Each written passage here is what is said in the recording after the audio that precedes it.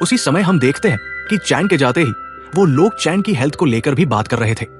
पर चैन की हेल्थ में क्या समस्या थी, ये हमें आगे पता चलेगा। शुरुआत जंग से होती है, जो बोलता है कि वो भी अपने फादर की तरह एक फुटबॉल लवर है, लेकिन वो अपने फादर की तरह इंजरी की वजह से कभी भी गिव अप नहीं करेगा। वो प्रोफेशनल फुटबॉल प्लेयर बनकर रहेगा। पर जब उसे इंजरी हुई थी, तब से उसकी माँ इफान उसके फुटबॉल खेलने के खिलाफ थी। लेकिन तब उसके फादर का कहना था कि जिस चीज के लिए जियांग ने बचपन से इतनी मेहनत की है, सिर्फ एक छोटी सी इंजरी के लिए उसे वो छोड़ना नहीं चाहिए। उसकी माँ फुटबॉल के लिए मान तो गई थी, लेकिन उन्होंने जियांग से एक वादा भी लिया था कि जब भी उसे फिर से इंजरी होगी तो वो फुटबॉल खेलना जीवन भर के लिए छोड़ देगा और ओवर प्रैक्टिस नहीं करेगा। उसके बाद से जियांग के फादर हमेशा उसके साथ प्रैक्टिस में रहते थे, लेकिन ओवर प्रैक्टिस की बात दोनों बाप बेटे ने इफान से छुपा कर रखी थी। आज भी दोनों इफान की ड्यूटी से घर आने से पहले ही प्रैक्टिस करके घर आ जाते हैं और इफान के सामने ऐसा दिखाते हैं कि दोनों तो घर में ही थे, टीवी देख रहे थे। घर आने के बाद इफान जियांग को स्कूल के स्पोर्ट्स कंपटीशन में भाग लेने से मना कर देती है, पर जियांग ऐसा नहीं कर सकता था। वो खुद ही क्लास का स्पोर्ट्स प्रतिनिधि है, तो फिर वो भला स्पोर्ट्स में भाग कैसे न ले। पर इफान इस बारे में कुछ भी नहीं सुनना चाहती थी। उसके मुताबिक क्लास के बाकी स्टूडेंट्स भी तो हैं, वे भाग ले लेंगे। उसे इस इंजरी के साथ अभी स्पोर्ट्स करने की जरूरत नहीं है और उसे पढ़ाई पर भी थोड़ा सा ध्यान देना चाहिए। बिना पढ़ाई के सिर्फ खेल से वो आगे नहीं बढ़ सकता। इन्हीं बातों को लेकर दोनों के बीच बहुत बड़ी बहस हो जाती है, लेकिन उनकी ये बातें चैन सुन लेती है। उसे बहुत ज्यादा बुरा महसूस हो रहा था कि इंजरी के बाद भी जियांग अकेले क्लास के लिए खेल रहा है और क्लास को जिताने के लिए कितनी मेहनत कर रहा है। इसीलिए वो उसे समय पर अपनी रूम से जियांग को आवाज देती है और उसे वादा करती है कि वो 1500 मीटर रेस में भाग लेगी, जो सुनकर वो बहुत ज्यादा खुश होता है। अगले दिन वो खुद ब्रेड बनाकर चैन को खाने के लिए देता है और अब से हर रोज स्कूल के बाद चैन की ट्रेनिंग होने वाली थी। लेकिन वो जियांग से वादा लेती है कि वो उसकी माँ को स्पोर्ट्स में भाग लेने के बारे में नहीं बताएगा। अब जंग वादा तो कर देता है, पर उसे समझ नहीं आ रहा था कि आखिर चैन की माँ उसकी स्पोर्ट्स में भाग लेने के खिलाफ क्यों है, और ना ही चैन उसे कुछ खुलकर बताती है। पर उसी दिन से जंग रेसिंग के लिए चैन को ट्रेनिंग देने लगता है। वहीं शी 800 मीटर रेस में भाग ले रही थी, इसलिए वो ट्रेनिंग के लिए सॉन्ग से मदद मांगती है। पर सॉन्ग उसे जंग से ट्रेनिंग लेने के लिए बोलता है। वैसे भी वो स्पोर्ट्स डे में उद्घोषक का काम करने वाला है, इसलिए वो खुद भी किसी स्पोर्ट्स में भाग नहीं लेगा। कुछ दिनों बाद अब स्पोर्ट्स डे आता है, जहां पर चैन अपनी रेस के लिए बहुत ज्यादा नर्वस थी। कुछ देर बाद जंग रेस में भाग लेता है, जहां उनकी क्लास के सभी बच्चे उसके लिए उत्साहित होकर जय जयकार कर रहे थे और उस रेस में वह प्रथम आता है। फिर बारी आती है चैन की, जो कि 1500 मीटर रेस में भाग ले रही थी।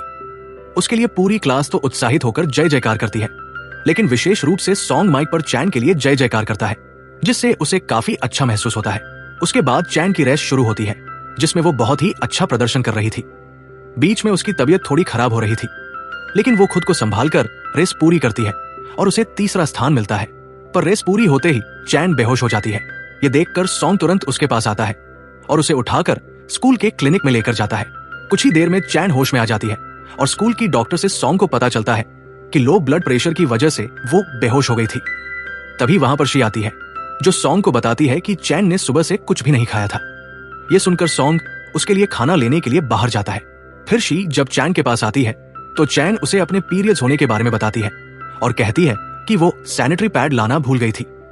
इसलिए शी अब उसके लिए सैनिटरी पैड लेने के लिए बाहर जाती है, लेकिन दुकान में सॉन्ग शी को देख लेता है, जो कि उसके सामान के लिए भी भुगतान करना चाहता था।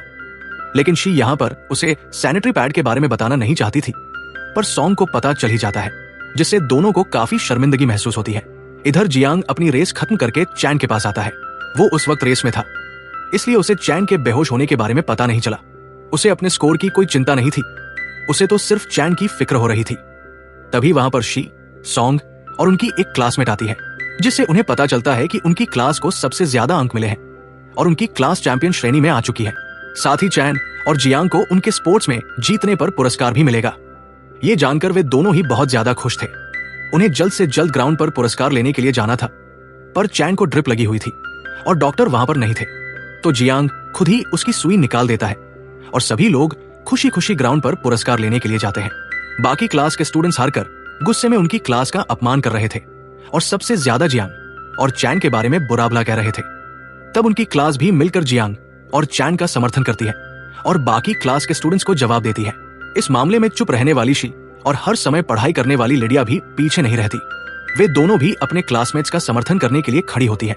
इसके बाद जियांग, चैन और सॉन्ग हॉस्पिटल जाते हैं, जहां उनके माता पिता काम करते थे, क्योंकि आज चैन की मां लिन उसे लंच पर ले जाने वाली थी, इसीलिए वे वहां पर आए थे। कुछ देर बाद लिन उनके पास आती है, जो चैन के हाथ में सुई का निशान देखकर समझ जाती है कि उसकी तबीयत खराब हो गई थी, और चैन का प्रमाण पत्र देखकर वो समझ जाती है कि उनके मना करने के बावजूद भी उसने स्पोर्ट्स में भाग लिया था। ऊपर से उन्हें यह भी पता चल जाता है कि इंजरी के बाद भी जियांग ने स्पोर्ट्स में भाग लिया था। ये सब जानकर उन्हें काफी गुस्सा आता है और वो वहां से चली जाती है। चैन लिन को समझा रही थी कि उसे कुछ नहीं हुआ है, वो बिल्कुल ठीक है, लेकिन उसकी मां बिल्कुल भी शांत नहीं होती। लिन के गुस्से से दोनों लड़के समझ चुके थे कि चैन को कोई गंभीर स्वास्थ्य समस्या है। लिन कभी भी किसी छोटी बात पर इतना अधिक प्रतिक्रिया नहीं देती। अगर उन्हें इतना गुस्सा आ रहा है तो जरूर चैन की हेल्थ इशू का मामला गंभीर है। इसलिए रात को दोनों ही अपने माता पिता से चैन की स्वास्थ्य समस्या के बारे में पूछते हैं।